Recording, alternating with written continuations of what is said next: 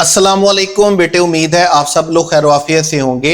Welcome to Eureka Academia. और हम अपने इस लेक्चर में पढ़ने वाले हैं नाउन। हम नाउन स्टार्ट करने वाले हैं, लेकिन आप देख रहे होंगे कि आपकी स्क्रीन पर क्या लिखा हुआ है, सब्जेक्ट वर्ब अग्रीमेंट लिखा हुआ है। अगर आप इस बात को समझ आते हैं जो मैं आपको बताने वाला हूं, तो बिलीव मी आपके बहुत सारे प्रॉब्लम्स सोल्व हो जाते हैं।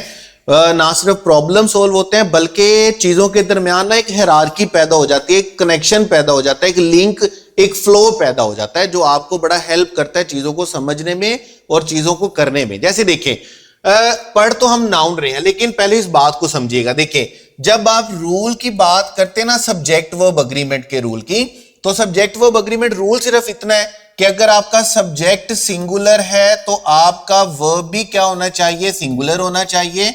और अगर आपका सब्जेक्ट प्लूरल है तो फिर आपका वर्ब भी बेटे क्या होना चाहिए, प्लूरल होना चाहिए। सिर्फ इतनी सी दो लाइंस को हम क्या बोलते हैं, सब्जेक्ट वर्ब अग्रीमेंट बोलते हैं, कि हमारा जो वर्ब है वो अग्री करना चाहिए हमारे सब्जेक्ट के साथ। तो बड़ा सिंपल सा यार, मैंने आपको दो लाइन में बता दिया कि सब्जेक्ट वर्ब अग्रीमेंट क्या होता है, कि अगर सब्जेक्ट सिंगुलर है तो वर्ब सिंगुलर है, सब्जेक्ट प्लूरल है तो वर्ब प्लूरल है। तो बात तो खत्म हो गई। लेकिन ये बिल्कुल इस तरह नहीं है। देखिए, इस बात को जरा गौर से समझिएगा। इस रूल के हमारे पास है क्या, इस रूल के, मुझे यहां पर थोड़ा सा इसको रेज करना है। इस रूल के हमारे पास हैं दो पार्ट्स, दो इंग्रेडिएंट्स जिसको आप बोल सकते हैं। Basically we are talking about a dish. हम एक डिश के बारे में बात कर रहे हैं जिसके दो इंग्रेडिएंट्स हैं। उनमें पहला इंग्रेडिएंट हमारे पास है सब्जेक्ट और दूसरा इंग्रेडिएंट है बेटे हमारे पास वर्ब। ठीक है। अब सेंटेंस में जब हम सब्जेक्ट की बात करते हैं तो याद रखिएगा, सेंटेंस में हम या तो नाउन को सब्जेक्ट के तौर पर यूज करते हैं या प्रोनाउन को सेंटेंस में सब्जेक्ट के तौर पर यूज करते हैं। यानी कि आपको सब्जेक्ट वर्ब अग्रीमेंट के लिए दो इंग्रेडिएंट्स को पढ़ना है, दो इंग्रेडिएंट्स को समझना है। और वो दो इंग्रेडिएंट्स कौन से हैं? एक सब्जेक्ट और एक वर्ब है। वर्ब को तो हमने बड़ी डिटेल के साथ पढ़ लिया, बड़े अच्छे तरीके से पढ़ा, हमने उसको हर चीज को वन बाय वन करके पढ़ा। अब नंबर 2 पे जो हम पढ़ने वाले हैं वो है हमारे पास सब्जेक्ट। अब अगर मैं सब्जेक्ट वर्ब अग्रीमेंट को समझना चाहता हूं तो इन दो इंग्रेडिएंट्स को तो मुझे समझना होगा। अब अगर मैं अपने सेंटेंस का सब्जेक्ट समझना चाहता हूं ना, तो अपने पल्ले बात बांध लीजिएगा कि जब तक मैं नाउन नहीं पढ़ता, जब तक मैं प्रोनाउन नहीं पढ़ता, तब तक मुझे अपना सब्जेक्ट समझ में नहीं आएगा। यानी कि दिस इज समथिंग लाइक कि आपने क्या करना है, आपने कोई डिश बनानी है।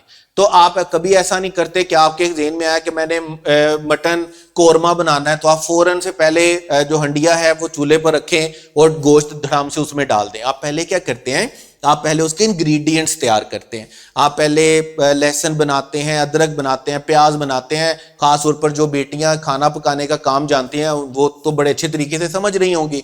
बेटे जो खाना पकाना नहीं जानते लेकिन उन्होंने खाया तो वही है ना, बाजार में बनता, घर में बनता तो देखते ही हैं। तो हम क्या करते हैं, हम डिश बनाने से पहले सारे इंग्रेडिएंट्स तैयार करते हैं। इंग्रेडिएंट्स तैयार करने के बाद हम डिश बनाना शुरू करते हैं। तो सब्जेक्ट वर्ब अग्रीमेंट भी बेसिकली इसी तरह है। सब्जेक्ट वर्ब अग्रीमेंट एक डिश है जिसके इंग्रेडिएंट्स हैं हमारे पास वर्ब, नाउन और प्रोनाउन। इसमें हमने वर्ब पढ़ लिया और अभी हम क्या पढ़ने वाले हैं, नाउन। और नाउन के बाद हम क्या पढ़ेंगे, प्रोनाउन। तो टेक्निकली जिस दिन से आपने वर्ब पढ़ना शुरू किया उस दिन से ही आप इनडायरेक्टली क्या पढ़ रहे थे, सब्जेक्ट वर्ब अग्रीमेंट पढ़ रहे थे। आप जब तक अपने वर्ब को नहीं समझते हैं, जब तक अपने वर्ब को नहीं समझते हैं, तब तक आपको सब्जेक्ट वर्ब अग्रीमेंट समझ में नहीं आता। और ये बात मैं आपको जब सब्जेक्ट वर्ब अग्रीमेंट हम स्टार्ट करेंगे ना, आपको कुछ एमसीक्यूज करवाऊंगा और आप सर पकड़ के बैठ जाएंगे कि यार ये क्या बात हुई है। तो वाकई बात है कि अगर हम वर्ब ना जानते होते, अगर हम वर्ब ना पढ़ते होते, तो यहां पर हम सब्जेक्ट वर्ब अग्रीमेंट की क्या करते, गलती कर जाते। तो आपने याद रखना है, हम नाउन और प्रोनाउन को सिर्फ इसलिए पढ़ रहे हैं क्योंकि हमने सब्जेक्ट वर्ब अग्रीमेंट को पढ़ना है। और ये सारी बात करने का मकसद सिर्फ ये है कि आपके पीएमडीसी के सिलेबस में डायरेक्टली नाउन नहीं लिखा गया। आपके पीएमडीसी के सिलेबस में सब्जेक्ट वर्ब अग्रीमेंट कहा गया है, और सब्जेक्ट वर्ब अग्रीमेंट आपके पास, उसके लिए आपको जरूरी है कि आपने नाउन पढ़ना और प्रोनाउन पढ़ना है। ये बिल्कुल इसी तरह ही है कि अगर आप किसी को डायरेक्टली कह देते कि यार बिरयानी बना के खिला, अब अगर उसको चावल ही उबालने नहीं आते हैं तो वो एक अच्छी बिरयानी कभी भी नहीं बना सकता या नहीं बना सकती। अगर एक अच्छी बिरयानी बनाना सीखना है तो आपको पहले चावल बॉयल करना सीखने होंगे। बिल्कुल इसी तरह अगर आपको सब्जेक्ट वर्ब अग्रीमेंट है तो आपको पहले नाउन प्रोनाउन पढ़ना होगा। और आप देख रहे होंगे कि मैं बड़ी खूबसूरती के साथ, बड़े मजे के साथ हर चीज की एग्जांपल खाने पीने की इसलिए दे रहा हूं क्योंकि जिंदगी में दो ही काम किए हैं, ठीक है, पढ़ा पढ़ा कर बाल सफेद किए हैं और खा खा के वजन बढ़ा लिया है। तो ये दो ही काम है, तो इसलिए खाने की मिसाल मैं कुछ और सोचता भी हूं ना तो मेरे जुबान पे आती नहीं है, सिर्फ खाने की एग्जांपल्स ही आती हैं। बहरहाल याद रखिएगा सब्जेक्ट वर्ब अग्रीमेंट में हमारे इंग्रेडिएंट्स है नाउन और प्रोनाउन। हम इनडायरेक्टली सब्जेक्ट वर्ब अग्रीमेंट ही पढ़ रहे हैं। जब आप नाउन की बात करते हैं, देखिए नाउन की बहुत सारी डेफिनेशन आप बचपन में पढ़ के आते हैं। The name of any person place thing is called noun. The name of any person place thing idea thought और feeling is called noun. Naming word is called noun. आप बहुत सारी एग्जांपल, बहुत सारी डेफिनेशंस पढ़कर आते हैं। लेकिन आपने याद रखना है नाउन की जो सबसे आसान डेफिनेशन है वो है नेम। किसी भी चीज के नाम को हम क्या बोलते हैं? नाउन बोलते हैं। Noun is a synonym for name और name is a synonym for noun. But it doesn't mean कि आप जब भी कभी जिंदगी में किसी से मिलें और आप उसको बोलें, क्या होता है ना, बच्चे चीजों को बड़े गहराई के साथ अपने अंदर समा लेते हैं। जैसे मैं अगर कहता हूं यार कि नाउन सिनोनिम है नेम का और नेम सिनोनिम है नाउन का, तो बच्चा क्या करता है, कभी आप जिंदगी में किसी के साथ मिलें तो उसको ये कहने की बजाय व्हाट इज योर नेम, आपने उसको ये नहीं कहना कि व्हाट इज योर नाउन। इतना सिनोनिम नहीं है एक दूसरे का, याद रखिएगा। बहरहाल किसी भी चीज के नाम को हम क्या बोलते हैं बेटे? नाउन बोलते हैं, ठीक है। किसी भी चीज के नाम को हम क्या बोलते हैं? नाउन बोलते हैं। और ये वो सारी चीजें हैं जो आप जिंदगी में आज से पहले पढ़कर आए हैं। हमने जल्दी जल्दी से इनको क्या करना है? रिवाइज करना और अपने असल मुद्दे पे जाना है, ठीक है। तो आप देखेंगे नाउन की जो पहली क्लासिफिकेशन हम करते हैं ना, वो हम करते हैं on the basis of name. Name की बेस के ऊपर हमारे पास दो नाउन होते हैं, कॉमन नाउन होता है, प्रॉपर नाउन होता है। किसी भी चीज के जर्नलाइज नेम को, किसी भी चीज के जर्नलाइज नेम को हम क्या बोलते हैं? Common noun. और किसी भी चीज के स्पेसिफिक नेम को हम क्या बोलते हैं बेटे? हम बोलते हैं प्रॉपर नाउन। जैसे हमारे पास क्या होता है, याद रखिएगा, कोई आम चीजें अलहदा नहीं होती, खास चीजें अलहदा नहीं होती। ऐसा होता है ना, आम चीज के नाम को प्रॉपर नाउन बोले, कॉमन नाउन बोला जाता है और खास चीज के नाम को प्रॉपर नाउन। चीजें आम या खास नहीं होती। जैसे देखिए, इसी शहर को मैं लाहौर भी कहूंगा क्योंकि ये इसका पर्टिकुलर स्पेसिफिक नेम है, ये इस जैसे किसी दूसरे शहर के लिए इस्तेमाल नहीं किया जा सकता।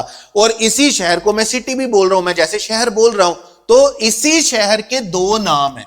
एक नाम क्या है? एक नाम है लाहौर और एक नाम आपके पास बेटे क्या है? सिटी है।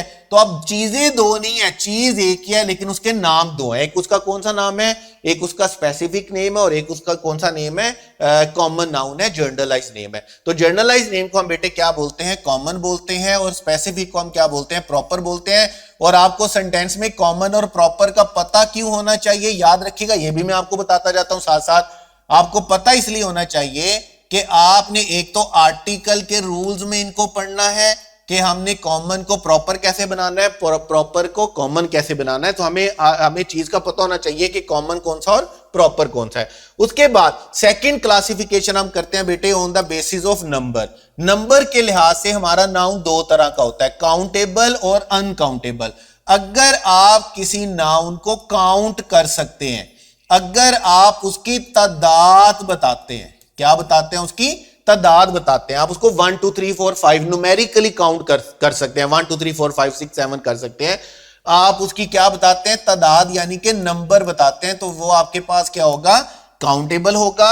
और अगर आप किसी नाउन को काउंट नहीं करते बल्कि मेजर करते हैं, आप उस पे 1 2 3 नहीं कर सकते, आप उसकी तादाद नहीं बताते बल्कि मिकदार बताते हैं, आप उसका नंबर नहीं बताते बल्कि बेटे क्या बताते हैं? क्वांटिटी बताते हैं। तो ऐसी सूरत में आपने याद रखना है, आपने नाउन को क्या बोलना है? Uncountable noun.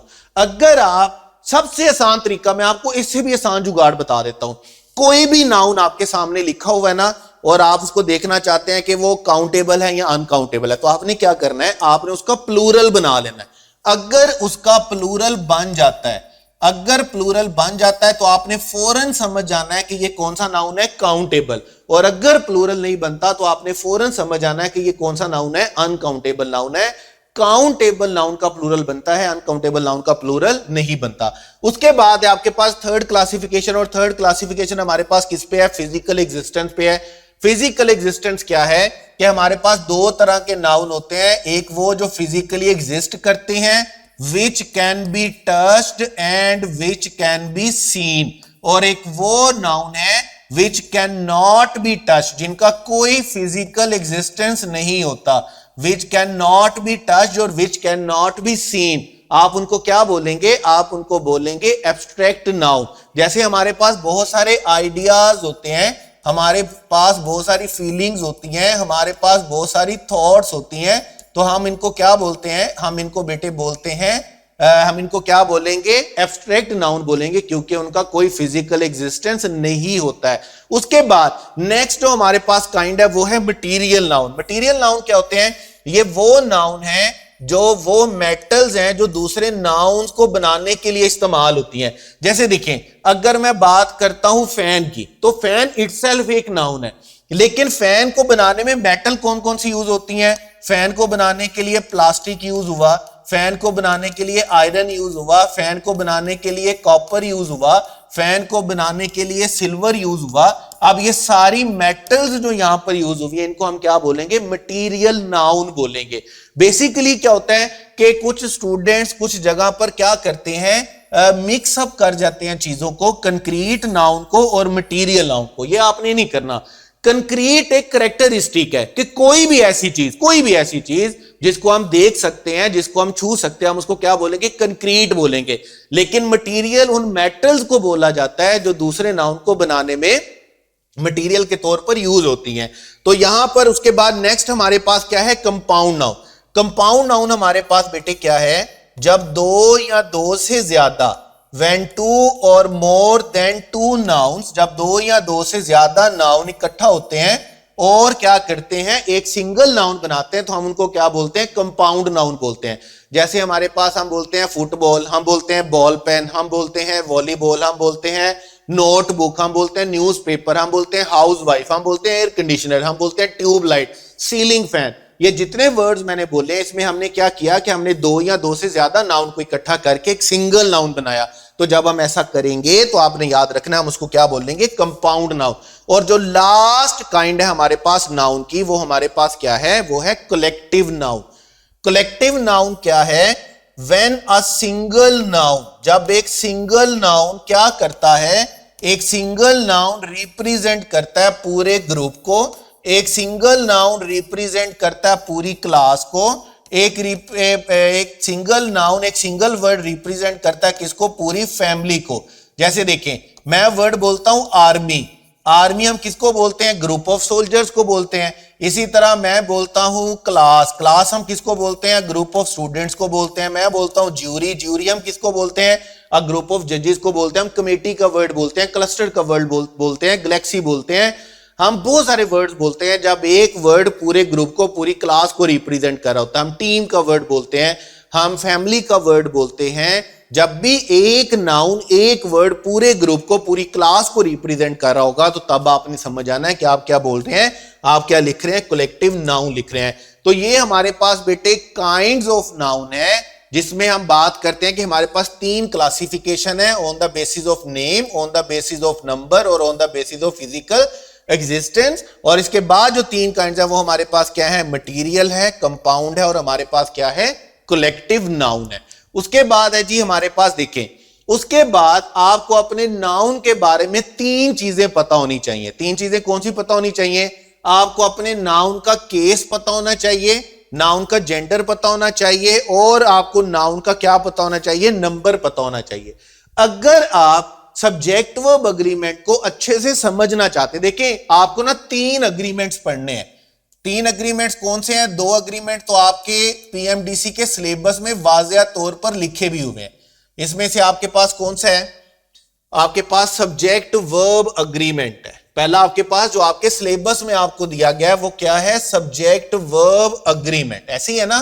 तीन अग्रीमेंट्स आपने, बल्कि वैसे तो पूरी इंग्लिश में आप चार अग्रीमेंट पढ़ते हैं, मैं आपको चार के चार बता देता हूं ताकि एक हायरार्की बन जाए, आपके जहन में कनेक्शन बन जाए और एक तस्वीर छप जाए। सेकंड आप जो पढ़ते हैं, जो आपके सिलेबस में है, वो है प्रोनाउन एंटीसीडेंट।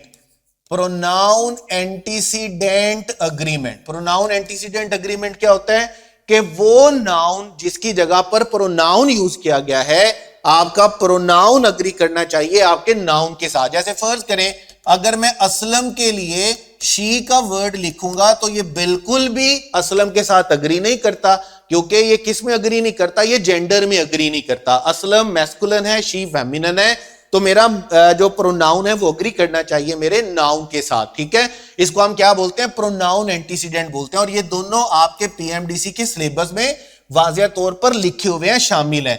फिर दो अग्रीमेंट आप पढ़ते हैं, उनमें से एक अग्रीमेंट आपके पास क्या है, क्वांटिफायर अग्रीमेंट। और ये वो अग्रीमेंट है जो अभी हम पढ़ने वाले हैं। क्वांटिफायर अग्रीमेंट क्या होता है, जैसे देखें अगर मैं आपसे कहता हूं कि यार आपके पास है, लाइक मैं आपको कहता हूं मैनी पेट्रोल। मैं आपको क्या बोलता हूं कि बेटे आपके पास वर्ड है मैनी पेट्रोल, या आपके पास वर्ड है मच बुक्स। तो मुझे ये बताइएगा ये सही है या गलत है। तो टेक्निकली दोनों एक्सप्रेशंस गलत है। पेट्रोल हमारे पास अनकाउंटेबल है, अनकाउंटेबल के लिए हम मैनी यूज नहीं करते, और बुक्स काउंटेबल है, बुक के लिए हम मच का वर्ड यूज नहीं कर सकते हैं। इसको हम बोलते हैं क्वांटिफायर अग्रीमेंट, और ये अभी हम पढ़ने भी वाले हैं। ठीक है, नंबर 4 पे जो आपके पास अग्रीमेंट है वो आपके पास बेटे कौन सा अग्रीमेंट है, मॉडिफायर्स अग्रीमेंट। मॉडिफायर्स अग्रीमेंट क्या है कि आपके पास इंग्लिश में दो मॉडिफायर होते हैं, एक एडजेक्टिव होता है, एक एडवर्ब होता है। तो आपने ये देखना होता है सेंटेंस में कि यहां पर एडजेक्टिव आएगा या एडवर्ब आएगा, उसको हम क्या बोलते हैं, मॉडिफायर अग्रीमेंट बोलते हैं। तो 4 अग्रीमेंट आप इंग्लिश में पढ़ने वाले, और चारों अग्रीमेंट आपके स्क्रीन पर मैंने लिख दिए हैं। अब इन चारों अग्रीमेंट्स को पढ़ने के लिए ना, समझने के लिए आपको नाउन की इन 3 खसलतों के बारे में पता होना चाहिए। आपको प्रोनाउन की इन 3 करेक्ट, नाउन नहीं सिर्फ प्रोनाउन भी, आपको नाउन प्रोनाउन दोनों की। क्योंकि क्या होता है कि जब आप सेंटेंस में सब्जेक्ट लिख रहे होते हैं ना, तो आप सब्जेक्ट में यूज किसको कर रहे होते हैं, एज सब्जेक्ट आप किसको यूज कर रहे होते हैं, या तो आप नाउन को यूज करते हैं या किसको यूज करते हैं, प्रोनाउन को यूज करते हैं। तो जब आप नाउन प्रोनाउन को सब्जेक्ट के तौर पर यूज करेंगे तो आपने याद रखना है, आप उनके बारे में 3 चीजें आपको पता होनी चाहिए। नंबर 1 कि उसका केस पता होना चाहिए, ये नाउन का भी होगा, ये प्रोनाउन का भी होगा। अब मुझे क्या करना होगा, मुझे 1 मिनट के लिए ये सारे का सारा बोर्ड क्या है, साफ करना है। साफ इसलिए करना है कि सेम पेज के ऊपर एग्जांपल्स हैं और मैं यहां पर ही लिखता रह गया, जिसकी वजह से क्या हुआ, हमारी सारी की सारी एग्जांपल्स क्या होंगी, वो छुप जाएंगी। ठीक है, तो मैं यहां पर इसको क्या कर रहा हूं, अरेज कर रहा हूं। इसको आपने क्या करना है, ज़हन में रखना है जो बातें हमने यहां पर लिखी थी। अब यहां पर बहुत सारी एग्जांपल आने वाली है। अब जरा देखिएगा, हमारे पास क्या होता है, जब भी आप नाउन प्रोनाउन लिखेंगे तो पहली चीज जो आपको अपने नाउन प्रोनाउन के बारे में पता होनी चाहिए वो क्या है, उसका केस। केस का मतलब क्या है कि वो सेंटेंस में किसके तौर पर यूज हुआ है। जैसे हमारे पास पहला केस क्या होता है, मुझे इसको भी अरेज करना होगा क्योंकि ये भी हमारे लेक्चर के कंटेंट में आ रहा है। ठीक है, अब क्लियर हो गया। ठीक है, अच्छा जी, अब देखिए पहला केस आपके पास क्या होता है, नॉमिनेटिव केस। नॉमिनेटिव टेक्निकली क्या है, जिसको आप जानते हैं सब्जेक्टिव केस के नाम से। और सब्जेक्टिव केस का मतलब क्या है कि जब भी आप किसी नाउन या प्रोनाउन को, आज पता नहीं इसको क्या हो गया है, आज तो ये तंग ही करी जा रहा है यार, पता नहीं ये चाहता नहीं है कि आपका लेक्चर रिकॉर्ड हो। ठीक है, हालांकि मैं आज पूरे मूड में हूं, मेरा आज इरादा फड़का देने आज 5, 7, 10 लेक्चर। ये एलसीडी जो हमारी है ना, ये आज आपका स्मार्ट बोर्ड जो ना, ये आज हमारा साथ नहीं दे रहा। पहला केस जो आपके नाउन प्रोनाउन का होता है वो क्या है, नॉमिनेटिव केस। नॉमिनेटिव केस क्या है, जिसको हम बोलते हैं सब्जेक्टिव केस। जब भी आप किसी नाउन या प्रोनाउन को सेंटेंस में सब्जेक्ट के तौर पर यूज करेंगे तो वो उसका कौन सा केस होगा, सब्जेक्टिव केस होगा, नॉमिनेटिव केस होगा। जैसे देखिएगा, इस सेंटेंस में हमने अली को सब्जेक्ट के तौर पर यूज किया, इस सेंटेंस में हमने टीचर को सब्जेक्ट के तौर पर यूज किया। और सब्जेक्ट के तौर पर यूज करने का मतलब हमारे पास क्या है, डूअर ऑफ एक्शन के तौर पर लिखना। ठीक है, इसी तरह अगर आप इनको ऑब्जेक्ट के तौर पर लिखेंगे, ये वैसे ना मैंने अभी शौकी मारने के लिए ये नाम लिखे हैं सारे, नॉमिनेटिव, एक्यूजेटिव, ऐसे सीधे सीधे नाम है, सब्जेक्टिव नाम है, ऑब्जेक्टिव नाम है। मैंने ये देखा है कि यार जब आप क्या करते हैं, जब आप बच्चों की आसानी के लिए बच्चों को आसान सी टर्म से समझाने की कोशिश करते हैं और बच्चे किसी और जगह पर पढ़ रहे होते हैं या किसी और बुक में देख रहे होते हैं, किसी और नोट्स को देख रहे होते हैं और वहां पे थोड़े फैंसी वर्ड्स यूज किए गए होते हैं, तो बच्चे बड़े इंप्रेस होते हैं। फर्ज करें अगर मैं यहां पर आपको ये नॉमिनेटिव ना बताऊं या मैं आपको ये देखा यार फिर आज इसकी खैर नहीं, आज ये लेक्चर नहीं रिकॉर्ड करने देगा, ठीक है, आगे पीछे ये बिल्कुल तंग नहीं करता और अभी ये बिल्कुल तंग करने के मूड में है। अब देखें अभी क्या होता है, अगर मैं आपको सब्जेक्टिव ऑब्जेक्टिव बता दूं और आप कहीं पर जाके पढ़ेंगे ना नॉमिनेटिव, यहां पढ़ेंगे एक्यूजेटिव, तो आप क्या करेंगे, ओए होए होए यार ये तो बड़ी लेवल की ग्रामर है। बेटे आपकी आसानी के लिए कुछ चीजें आसान की जाती हैं, बहरहाल ग्रामर में एज इट इज है। देखें जब आप किसी भी नाउन प्रोनाउन को ऑब्जेक्ट के तौर पर लिखेंगे तो आप उसको बेटे क्या बोलेंगे, उसका कौन सा केस है, ऑब्जेक्टिव केस या एक्यूजेटिव केस। जैसे हम क्या बोलते हैं, द बॉय किक्ड, बॉय ने किक किया, और किसको किक किया है, बॉय ने बॉल को किक किया है। अब बॉय ने तो किक किया है तो ये इसका कौन सा केस है, सब्जेक्टिव केस है। लेकिन बॉय ने किक किसको किया है, बॉल को, तो बॉल उसका कौन सा केस है, बॉल उसका ऑब्जेक्टिव केस है। ठीक है, केस का मतलब होता है कि ये सेंटेंस में किसके तौर पर यूज किया गया है। डूअर ऑफ एक्शन के तौर पर यूज किया गया है तो सब्जेक्टिव आएगा, रिसीवर ऑफ एक्शन के तौर पर यूज किया गया है तो ऑब्जेक्टिव आएगा। इसी तरह हम बोलते हैं आई मेट योर फ्रेंड, मैं किससे मिला, मेरी मुलाकात किससे हुई, आपके दोस्त के साथ, तो आपका दोस्त यहां पर कौन से केस में आएगा, ऑब्जेक्टिव केस में आएगा। उसके बाद आपके पास है थर्ड जेनिटिव केस। देखिए ना अच्छी अच्छी फैंसी सी टर्म्स आ रही है, हालांकि ये क्या है आपके पास, ये आपके पास पोजेसिव केस है। ठीक है, पोजेसिव केस का मतलब क्या है, जब आप किसी पर अपनी पोजेशन बताते हैं, जब आपका नाउन प्रोनाउन किसी दूसरे नाउन पर अपनी पोजेशन बताता है। जैसे हम बोलते हैं अहमद बुक, ये अहमद का कौन सा केस लिखा हुआ है, ये अहमद का पोजेसिव केस लिखा हुआ है। वो stayed at my uncles house, ये अंकल का कौन सा केस लिखा हुआ है, पोजेसिव केस लिखा हुआ है। फिर आपके पास है वोकेटिव, वोकेटिव का मतलब क्या होता है, जब आप बेटे किसी को एड्रेस करते हैं। ठीक है, जैसे देखिए मैं आपको बोलता हूं students open your book, student अपनी किताबें खोलें, और ये मैं किताबें नहीं किताब खोलें, कौन सी किताब खोलनी है, इंग्लिश की किताब। ले ली है तो बड़ी अच्छी बात है, अभी तक नहीं ली तो ले ले, इंग्लिश की किताब के बगैर आपका गुजारा नहीं होना है। आपने प्रैक्टिस एमसीक्यूज करने हैं, आपने पास पेपर्स करने हैं, आपने लेक्चर्स को रिवाइज करना है। देखिए क्या होता है जब आप, और सबसे अच्छी बात मैं आपको बताऊं, मेरे जितने भी लेक्चर्स आप देखेंगे ना पूरे सेशन के दौरान, मैंने बड़े अच्छे तरीके से इनको अलाइन किया अपनी बुक के लेक्चर्स के साथ। बुक की जिस तरह मैंने बुक अरेंज किया उसी तरह मैंने अपने लेक्चर्स को अरेंज किया है। उसकी वजह क्या है कि जब स्टूडेंट्स लिखने, और खास तौर पर अभी जैसे हम 2026 के एमडी कैट में हैं तो टाइम पहले ही बड़ा शॉर्ट है, आपको कुछ लंबी चौड़ी चीजें लिखने की जरूरत नहीं है। आप सिर्फ लेक्चर को गौर से देखें, गौर से सुने, आपको साथ साथ नोट्स बनाने की बिल्कुल जरूरत नहीं है। अगर आपके पास बुक है तो आपको बिल्कुल भी कुछ लिखने की जरूरत नहीं है। और कल को जब आपने एमडी कैट से 1 2 दिन 3 दिन 4 दिन पहले पूरी इंग्लिश को रिवाइज करना है तो क्या होगा, कोई चीज कहीं लिखी होगी, कोई चीज कहीं लिखी होगी, कोई चीज कहीं पढ़ी होगी, कोई चीज कहीं पढ़ी होगी, तो आपसे रिवीजन नहीं होनी। तो सबसे आसान तरीका कार क्या होगा, आप बुक उठाएंगे, देखते जाएंगे, आपकी रिवीजन होती जाएगी। मैं जिस तरह चीजें आपको पढ़ा रहा हूं इसी तरह चीजें आपकी बुक में लिखी हुई है। बहरहाल वापस आते हैं अपने लेक्चर पे, तो हम कहते हैं जब हम किसी को मुखातिब करते हैं तो हम क्या करते हैं, हम उसका कौन सा केस लिखते हैं, वोकेटिव केस। वोकेटिव केस मुखातिब करने के लिए यूज करना, जैसे हम बोलते हैं ओ गॉड, अल्लाह को मुखातिब किया जा रहा है। फ्रेंड्स, दोस्तों, लिसन केयरफुली, गौर से मेरी बात सुनो। उसके बाद लास्ट केस जो हमारे पास होता है, जो लास्ट यूज होता है, वो हमारे पास होता है डेटिव। डेटिव का मतलब क्या होता है, जब आप किसी नाउन या प्रोनाउन को सेंटेंस में इनडायरेक्ट ऑब्जेक्ट के तौर पर यूज करते हैं। जब हम आगे चल के अभी ग्रामर आगे पढ़ते जाएंगे ना तो आगे जाकर आप देखेंगे कि हमारे पास 2 ऑब्जेक्ट्स होते हैं, डायरेक्ट ऑब्जेक्ट होता है, इनडायरेक्ट ऑब्जेक्ट होता है। वहां पर जाके आपको अच्छे से समझ में आ जाएगा, ये बात और ज्यादा अच्छे तरीके से समझ में आएगी। जैसे यहां पर देखिएगा, he gave Ali a pen, उसने पेन किसको दिया है, अली को दिया। तो अली यहां पर क्या है, अली इनडायरेक्ट ऑब्जेक्ट है।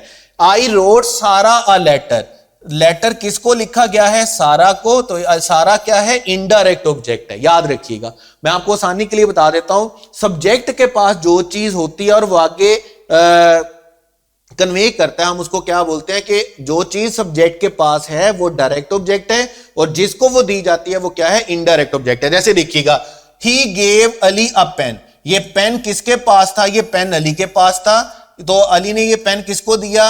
ही के पास था, और ही ने ये पेन किसको दिया? अली को। अब ही के पास जब पेन था तो पहला एक्शन किस पर हुआ? पेन पे, और दूसरा एक्शन किस पे हुआ? अली पे, इसलिए हम अली को क्या बोलेंगे? वो क्या है? इनडायरेक्ट ऑब्जेक्ट है। दूसरी चीज जो आपको अपने नाउन प्रोनाउन के बारे में पता होनी चाहिए वो क्या है? जेंडर। अब जेंडर तो बड़ी सिंपल सी बात है कि जब हम बात करते हैं तो जेंडर तो दो ही है हमारे पास। एक जेंडर हमारे पास कौन सा है? मैस्कुलिन है, और एक हमारे पास क्या है? फेमिनिन है। लेकिन ये बिल्कुल इस तरह नहीं है।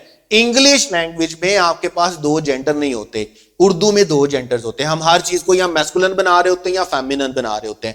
इंग्लिश में आपके पास बेटे चार जेंडर्स होते हैं। चार जेंडर्स कौन से हैं? मैस्कुलिन तो है ही कि इंग्लिश कहती है जब आप बायोलॉजिकली किसी को बता सकते हैं कि बायोलॉजिकली के वो मेल साइड है तो आप क्या बोलेंगे? मैस्कुलिन है। और अगर आप बायोलॉजिकली बता सकते हैं कि वो फीमेल साइड है तो आप क्या बोलेंगे? वो फेमिनिन है। अगर आप बायोलॉजिकली किसी चीज को मेल या फीमेल नहीं बता सकते तो इसका मतलब वो क्या है? न्यूट्रल है। जैसे दरवाजा है, चेयर है, डोर है, वाल है, जितने भी इनएनिमेट ऑब्जेक्ट्स हैं। उर्दू में ऐसा नहीं है। उर्दू में हम क्या करते हैं? दरवाजा खुला हुआ है लेकिन खिड़की खुली हुई है, हम दरवाजे को क्या बना रहे होते हैं? मैस्कुलिन। हम खिड़कियों को क्या बना रहे होते हैं? फेमिनिन। मैं अक्सर बात बताता हूं, ये सबसे मजाका खेज बात तब होती है जब हमें अपने ट्यूशन वाले दिन याद आते हैं, जब ट्यूशन वाली बाजी मार मार के कहा करती थी कि दही खट्टी नहीं होती, क्या होता है? दही खट्टा होता है। दही खट्टी नहीं होती, दही खट्टा होता है। वो क्यों खट्टी खट्टा होता है ये आज भी हमें समझ में नहीं आया। बहरहाल उर्दू ये कहती है कि जिस चीज को आपको बता दिया गया कि ये मैस्कुलिन है तो वो मैस्कुलिन है, बता दिया गया ये फेमिनिन है तो वो फेमिनिन है। दरवाजा मैस्कुलिन है, खिड़की फेमिनिन है, क्यों है ऐसा हमें पता नहीं है उर्दू में। इंग्लिश इस बारे में बड़ी क्लियर है। हम मैस्कुलिन के लिए तो ही यूज करते हैं, फेमिनिन के लिए हम शी यूज करते हैं, लेकिन हम न्यूट्रल के लिए क्या यूज करते हैं? ईटी यूज करते हैं। उसके बाद हमारे पास आता है जनरल जेंडर। जनरल जेंडर हमारे पास क्या होता है? जो मैस्कुलिन फेमिनिन दोनों के लिए होता है। जैसे हमारे पास स्टूडेंट का वर्ड है। अब अगर आप स्टूडेंट का वर्ड देखेंगे तो student can be male, student can be female. इसी तरह आपके पास ड्राइवर है, आपके पास टीचर है, आपके पास डॉक्टर है। ये सारे के सारे नाउन्स आपके पास इस तरह के हैं जो जनरल जेंडर है, जो मैस्कुलिन के लिए भी यूज होते हैं और फेमिनिन के लिए भी यूज होते हैं। फिर तीसरी बात जो आपको पता होनी चाहिए वो तो इंतहाई आसान है कि आपको अपने नाउन का क्या पता होना चाहिए, आपको अपने प्रोनाउन का क्या पता होना चाहिए? नंबर पता होना चाहिए। आपका नाउन क्या हो सकता है? आपका नाउन या तो सिंगुलर होगा या आपका नाउन बेटे क्या होगा? प्लूरल होगा। इसमें तो कोई दो बातें हैं नहीं। बुक सिंगुलर है, बुक्स प्लूरल है, तो ये सिंगुलर प्लूरल आगे चलेगा। जब तक आपको अपने नाउन और प्रोनाउन के बारे में ये तीन बातें अच्छे से समझ में नहीं आएंगी ना, उसका केस समझ नहीं आएगा, उसका जेंडर समझ नहीं आएगा, उसका नंबर समझ नहीं आएगा, तो बिलीव मी जो मैंने आपको चार अग्रीमेंट्स बताए हैं ना, हम उन चार के चार अग्रीमेंट्स में जलील होते रहेंगे। हम सब्जेक्ट वर्ब अग्रीमेंट में भी जलील होंगे, हम प्रोनाउन एंटीसीडेंट में भी जलील होंगे, हम क्वांटिफायर अग्रीमेंट में भी जलील होंगे, और हम मॉडिफायर अग्रीमेंट में भी जलील होंगे। तो ये तीन बातें आपको अपने नाउन प्रोनाउन के बारे में अच्छे से पता होनी चाहिए। उसका केस कौन सा है, उसका जेंडर कौन सा, और उसका नंबर कौन सा है। तो ये बेटे हमारे पास इस लेक्चर में कुछ बेसिक्स जो थी वो थी नाउन के बारे में, जो मैं आप तक ये बातें लाजमी तौर पर पहुंचाना चाहता था। एक क्या उसको बोलते हैं, फाउंडेशन बनाना चाहता था कि यहां से फिर आगे हमारे पास नाउन आगे चलेगा। नेक्स्ट लेक्चर में इंशाल्लाह हम पढ़ने वाले हैं क्वांटिफायर अग्रीमेंट। बड़ा ही इंपॉर्टेंट है हमारे सब्जेक्ट वर्ब अग्रीमेंट के हवाले से भी और हमारे नाउन के हवाले से भी। तो नेक्स्ट लेक्चर में मिलते हैं। Wish you all the best. Allah Hafiz.